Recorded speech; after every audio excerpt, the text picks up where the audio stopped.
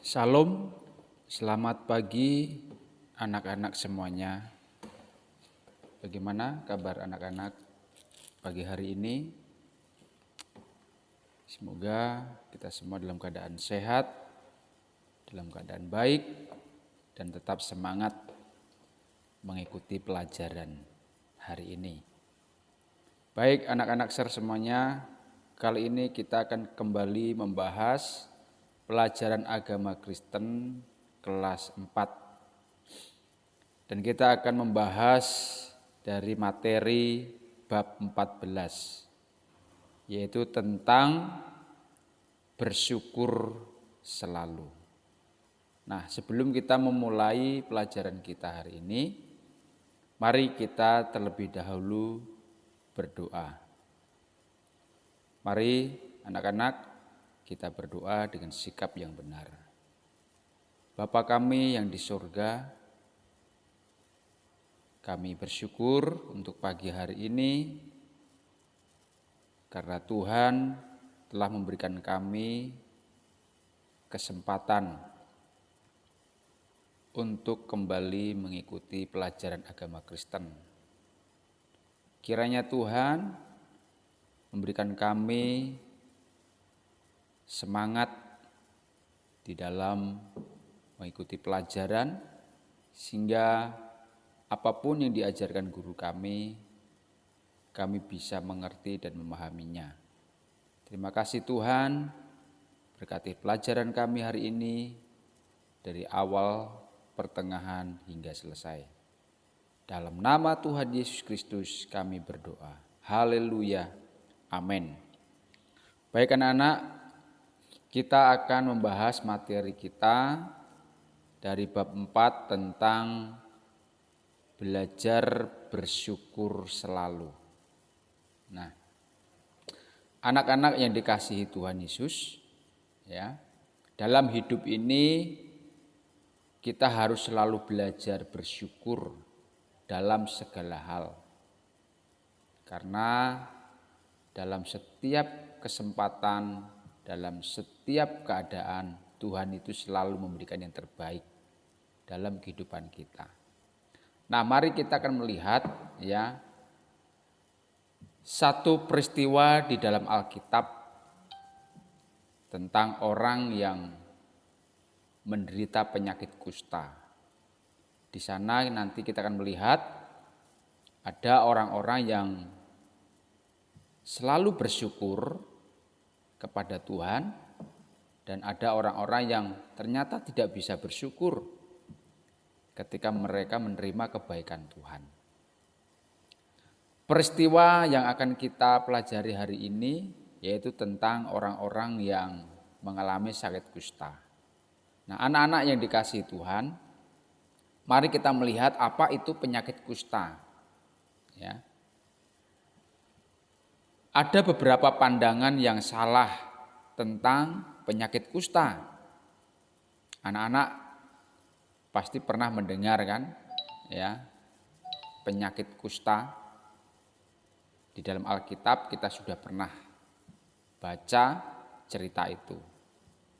Nah, ada beberapa pandangan yang keliru tentang penyakit kusta pada waktu itu. Ada orang yang menganggap bahwa penyakit kusta itu adalah sebuah kutukan. Ya. Jadi ada orang beranggapan bahwa penyakit kusta itu adalah penyakit kutukan.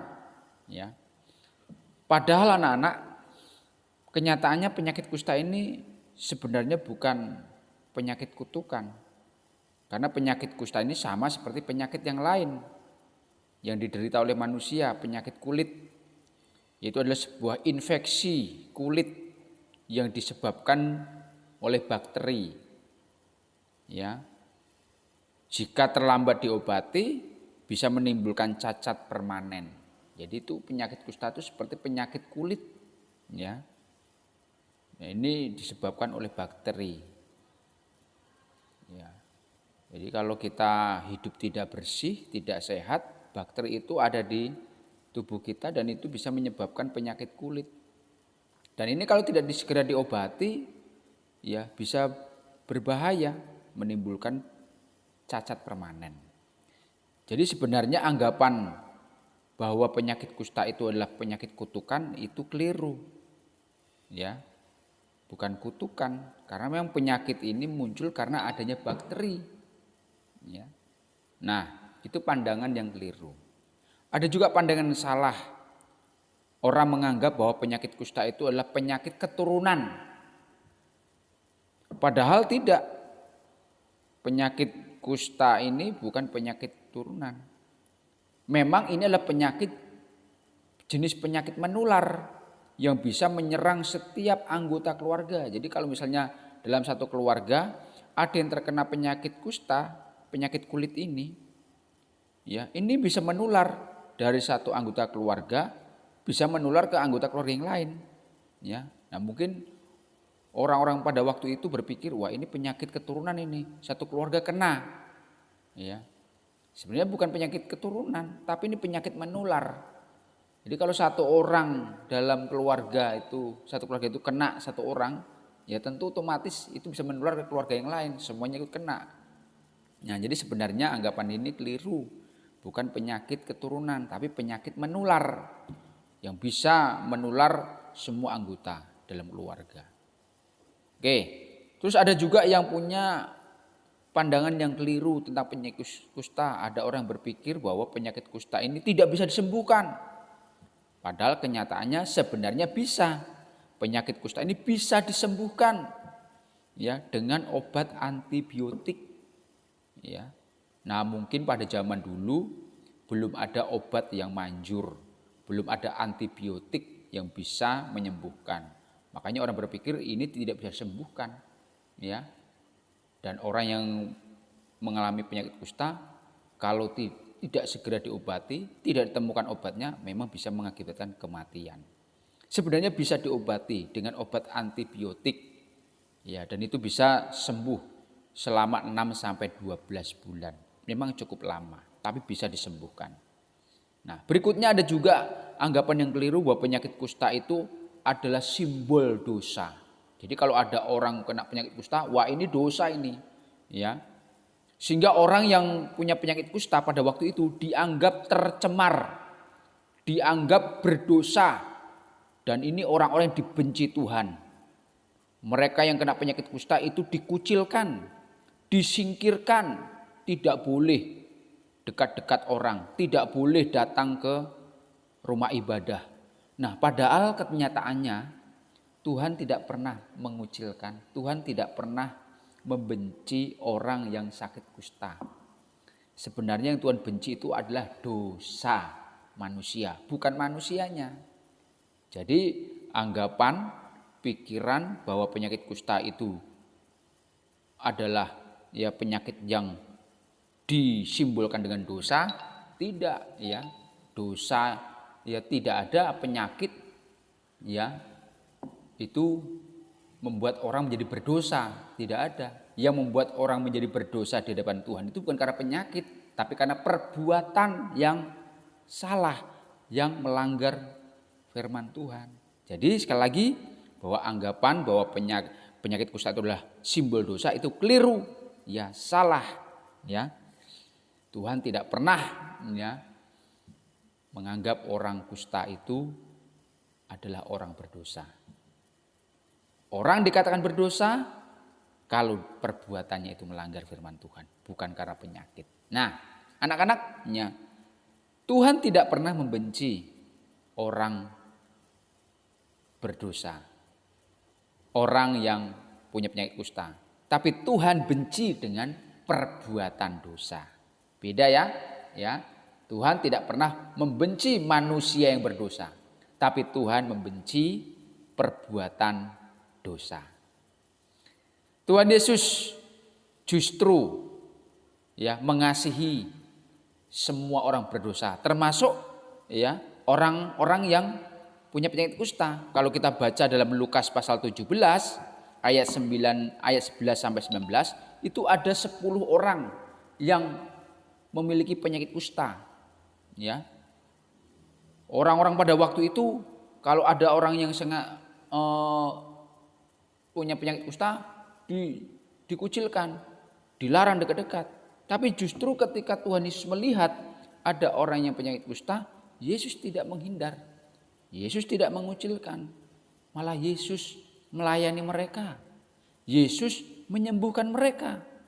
Pada waktu 10 orang yang kena kusta tadi berkata, berseru kepada Yesus, ya, Tuhan kasihanilah kami.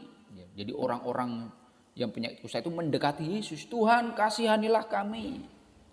Yesus tidak menghindar. Yesus tidak mengucilkan mereka. Justru Yesus melayani mereka, mendekati mereka, dan menyembuhkan mereka. Yesus berkata apa? Pergilah, perlihatkanlah dirimu, ya, kepada imam-imam. Ya, dan disitulah mujizat terjadi. Mereka disembuhkan. Ya.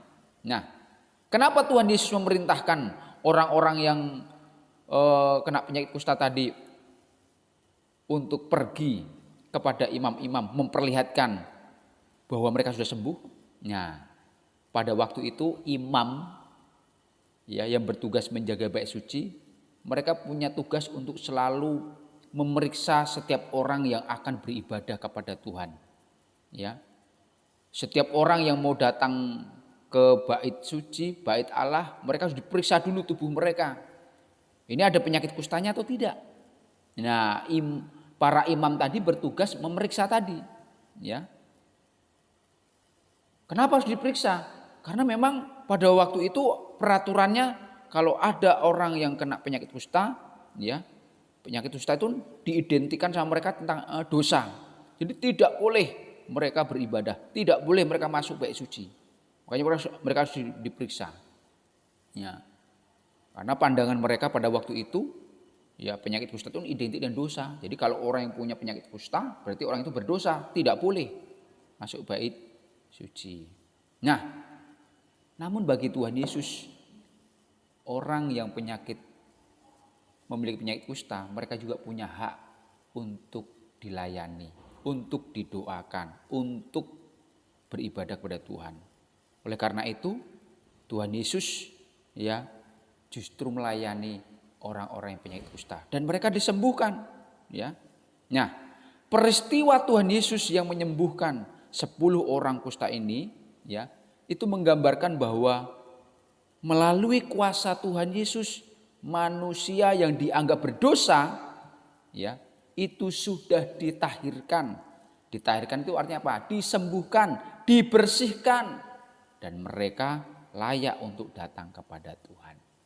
Ya, melalui kuasa Tuhan Yesus, orang kusta dibersihkan, disembuhkan, dan mereka berhak untuk datang kepada Tuhan. Ya, nah, itulah Tuhan Yesus. Jadi sekali lagi Tuhan Yesus tidak pernah membenci orang yang sakit kusta, tapi Tuhan Yesus membenci perbuatan dosa manusia. Siapapun manusia, ya, layak untuk diampuni dosanya. Maka dari itu Tuhan Yesus datang ke dunia ini untuk menebus dosa manusia. Yesus mati di kayu salib untuk menebus dosa manusia. Nah, inilah yang dilakukan Tuhan Yesus. Jadi peristiwa Yesus menyembuhkan 10 orang yang sakit kusta ini menggambarkan bahwa Tuhan Yesus mengasihi orang berdosa. Ya, dan Tuhan Yesus ingin mengampuni setiap orang berdosa, dan dosa manusia sudah ditahirkan, sudah disembuhkan lewat pengorbanan Tuhan Yesus. Mari kita lihat kembali peristiwa 10 orang kusta disembuhkan Tuhan Yesus. Bagaimana reaksi orang-orang yang disembuhkan Tuhan Yesus? Ya. Ketika Tuhan Yesus melihat 10 orang kusta berteriak minta belas kasihan Tuhan Yesus untuk disembuhkan, maka Yesus segera menyembuhkan mereka. Ya. Lalu bagaimana reaksi 10 orang kusta itu? Mereka bahagia, mereka senang karena sudah sembuh. Ya. Wah, bertahun-tahun lamanya mereka dikucilkan karena penyakit kusta. Ya. Bertahun-tahun lamanya mereka, ya, tidak diperbolehkan untuk masuk ke bait Allah. Tapi ketika mereka sembuh, mereka bahagia. Wah, mereka senang sekali. Karena dengan mereka sembuh, mereka benar-benar bebas. Secara fisik, secara sosial, secara spiritual, mereka bisa hidup normal kembali. Ya, mereka bisa bertemu dengan banyak orang. Mereka bisa melakukan aktivitas bekerja seperti biasa. Bahkan mereka bisa melakukan ibadah seperti orang pada umumnya. Nah, 10 orang kusta ini sembuh dan Tuhan Yesus memerintahkan kepada mereka, pergilah, tunjukkanlah dirimu kepada imam-imam kalau kalian sudah sembuh. Ya. Nah, setelah 10 orang tadi pergi ke bait Allah menemui para imam untuk diperiksa.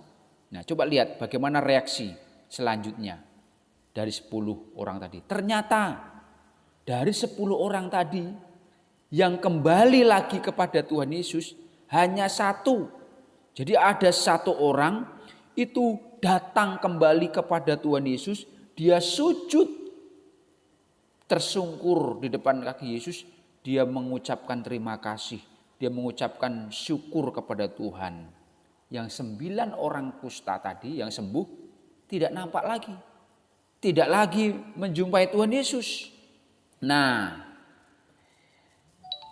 dari 10 orang kusta yang sembuhan tadi ada 2 reaksi orang ketika mereka menerima kebaikan Tuhan. 9 orang mereka tidak bersyukur, tidak berterima kasih kepada Tuhan Yesus, bahkan mungkin mereka melupakan Yesus. Tapi 1 orang mereka ingat kepada Yesus. Ya, dia ingat kepada Yesus dan dia tersungkur memuliakan Yesus, menyampaikan terima kasih, puji syukur.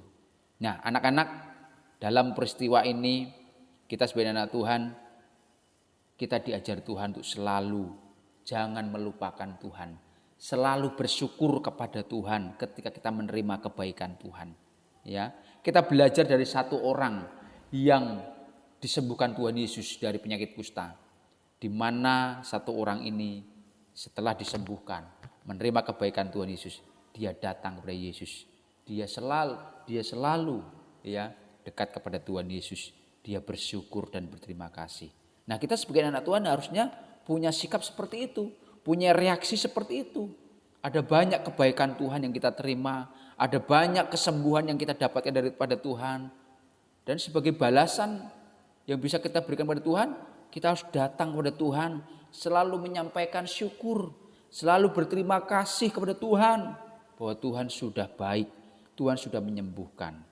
Anak-anak yang dikasihi Tuhan, mari kita belajar untuk selalu bersyukur kepada Tuhan apalagi ketika Tuhan berbuat baik kepada Tuhan. Ingat, mengucap syukur itu adalah perintah Tuhan. Di dalam 1 Tesalonika pasal 5 ayat 16, nah anak-anak, ini menjadi ayat hafalan kalian ya di bab 4 ini ya. Kalian nanti hafalkan. Ya, dikatakan di sana, mengucap syukurlah dalam segala hal, sebab itulah yang dikehendaki Allah di dalam Kristus Yesus bagi kamu. Jadi di sini kita diperintahkan Tuhan untuk selalu mengucap syukur dalam segala hal, dalam segala keadaan, dalam segala situasi. Secara khusus ketika kita dalam keadaan menerima kebaikan Tuhan, menerima kesembuhan, menerima berkat, kita harus belajar bersyukur. Ya, ada banyak anak-anak Tuhan tidak bisa bersyukur, malah mereka selalu bersungut-sungut, menuntut terus ya kepada orang tua. Mereka selalu menuntut dan tidak pernah puas. Nah, ini tidak boleh anak-anak. Sebagai anak-anak Tuhan, kita harus belajar menerima semua yang kita dapatkan dari orang tua, dari siapapun, dari Tuhan. Kita terima dengan ucapan syukur. Terima kasih Tuhan, Engkau sungguh baik. Sama seperti yang dilakukan 1 orang penyakit kusta disembuhkan tadi. Ya, dia tidak lupa datang kepada Tuhan. Mari anak-anak, melalui pelajaran kita hari ini, kita belajar selalu bersyukur kepada Tuhan setiap hari. Ketika kita bangun tidur, jangan lupa berdoa. Naikkanlah permohonan, naikkanlah puji syukur kepada Tuhan. Mengucap syukur adalah hal yang dikehendaki Tuhan. Baik anak-anak, ya, tugas kalian ya di materi bab 4 adalah kalian akan menceritakan ya kembali kisah 10 orang kusta yang disembuhkan Tuhan Yesus. Dan hafalkan ayat hafalan 1 Tesalonika 5 ayat 18. Kiranya melalui pelajaran kali ini anak-anak terus belajar bersyukur kepada Tuhan. Ya, sekian pelajaran kita hari ini. Tuhan Yesus memberkati, tetap semangat, jaga kesehatan, selalu berdoa dan bersyukur kepada Tuhan. Salam, Tuhan Yesus memberkati anak-anak semuanya. Amin.